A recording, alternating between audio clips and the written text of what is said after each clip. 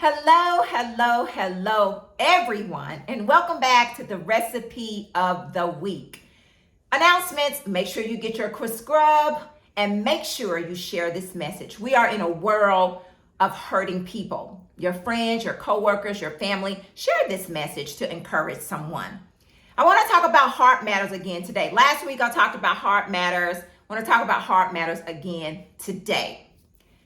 I was watching this movie about this pastor who had a following on social media, and his wife was all hooked up on, oh my goodness, we got 1,000. Oh my goodness, we have 500,000 and blah, blah, blah. She was so very wrapped up in the moment of followers and not so much her heart. They were getting ready to open up a church. Opening up the church, the pastor was trying to get his heart right. He was trying to make sure that he's following the right path, the right steps. His wife was worried about the new hat she was going to get and what she was going to wear because she was a first lady.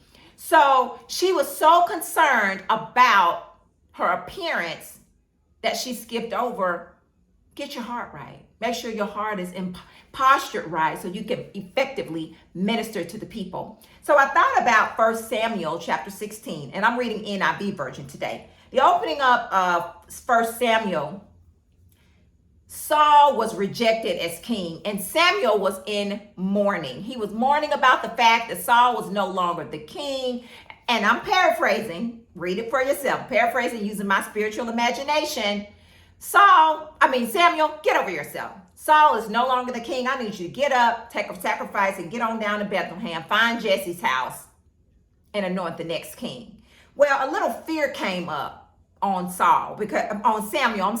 I'm getting excited here. On Samuel, because he thought that if Saul hears about he's coming to anoint the next king, that Saul would kill him. But how many know that God did not give us a spirit of fear? But what did he give us? He gave us power, love, and a sound mind. And he promised to never leave nor forsake us. And he always protects us. When he sends us, he guides us. He got us. Somebody, come on here. When he sends us, he guides us. He got us. God has got us. So he was sending Samuel down to Bethlehem. So when Samuel got to Bethlehem, he came, and I'm paraphrasing here, he came in contact with some elders. They were getting themselves together, consecrating themselves, because the Lord said, make a sacrifice and consecrate yourself to get ready to go prepare to anoint the next king. So I'm going to start in verse 6. I'm getting excited. 1 Samuel 16:6. And the word of the Lord reads, when they arrived, Samuel saw Eliab and thought, surely the Lord's anointed stands here before the Lord. Now, let me go back and listen to the words here. Samuel said, the Bible says he thought. It didn't say that he felt in his heart or he heard in his spirit. It said he thought, surely the Lord's anointed stands here before the Lord. But back in verse 3, let me go back to verse 3. The Lord says, invite Jesse to the sacrifice, and I will show you what to do. You are to anoint for me the one I indicate. Listen, we got to listen to what the Lord says. We have to listen to what the Lord says. So Samuel says he thought. The word says he thought that this is the one. Verse 7. But the Lord said to Samuel, do not consider his appearance or his height, for I have rejected him. The Lord does not look at the things people look at. Press pause. Go back to the story, the movie I just told you. She was worried about becoming the first lady, looking the part. The Lord says right here in his word, let me start over. Verse 7, but the Lord said to Samuel, do not consider his appearance or his height, for I have rejected him. Basically, God said, that ain't the one.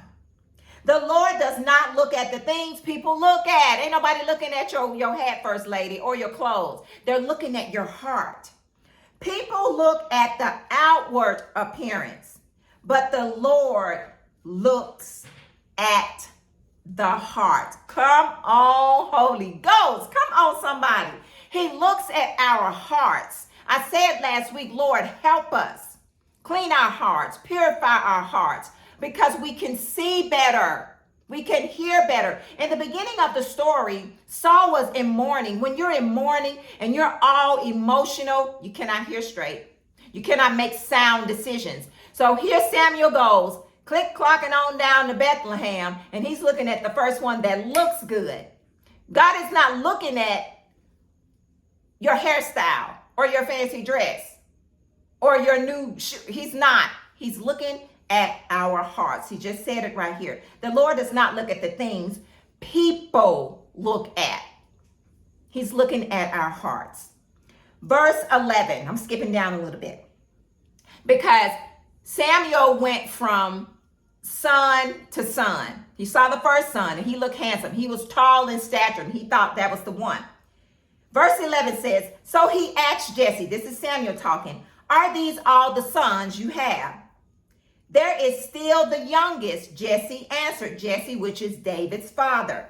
He is tending the sheep. That's prophetic because he's tending the sheep. The shepherd is tending the sheep. Samuel said, send for him.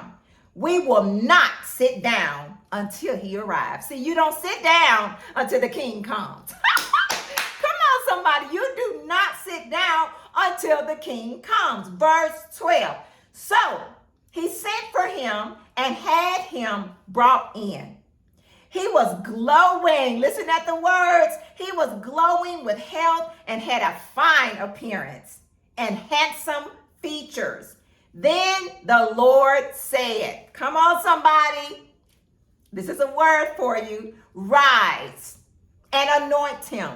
This is the one. My goodness, my goodness. God is not concerned about what something looked like. He's not concerned about your title. He's not concerned about your fancy car, your fancy house. He's not concerned with your degrees. He's concerned with our hearts. Point blank, flat out, period. In the beginning, I said Saul was all mourning and sad. No wonder when he went there, he missed it, because he was in mourning and he was sad. So when he got there, the first thing he saw, this is the one. God said, that's not it. God already told him further up. You got to read this for yourself. I'm going to give you the one. I will indicate the one of who it is. And the one was out in the field, tending, serving. Come on, somebody. Serving, tending to the sheep. Dirty. Everybody else was in the air conditioning. David was out in the mud, in the stinky, tending to the sheep. Serving. Another thing, that's what God wants us to do. Serve with a good, clean, pure heart. Moral of this story, God is not concerned about our outer appearance. He's very concerned with the intent, the makeup, the posture, and the position of our hearts. So, Father, on today, we thank you. We thank you for Heart Matters. We thank you that you are continuing to create in us clean and pure hearts, God. God, is there someone out there, including myself, if there's any trace of unforgiveness in our hearts, God, gut it out. We don't want it. We want to hear you clearly. We want to see you. Give us insight, hindsight, foresight, all the sight that we need to get through this journey called life. God, we thank you for everything. I pray for the teachers and the admin and staff at every school in the entire nation. We are on the battlefield, God. Keep our hearts pure and clean when the kids do things that are just immoral. Help us to have grace and patience and love on them. Keep our hearts pure and clean so we can effectively hear you and see you and effectively be amazing teachers. God, we thank you and we honor you And we know that all things are working for our good because you're God. We love you. We thank you. In Jesus' name, amen. You guys have an amazing, amazing week. Remember to get your quick scrub. Remember to get your quick scrub. I will put the website in the comments. The tangerine mint is still going on. And I also have lemon eucalyptus. Also, share this message. Somebody who's dealing with heart matters. Share. I love you. But most of all, God loves you bigger and better than I ever could. You be blessed.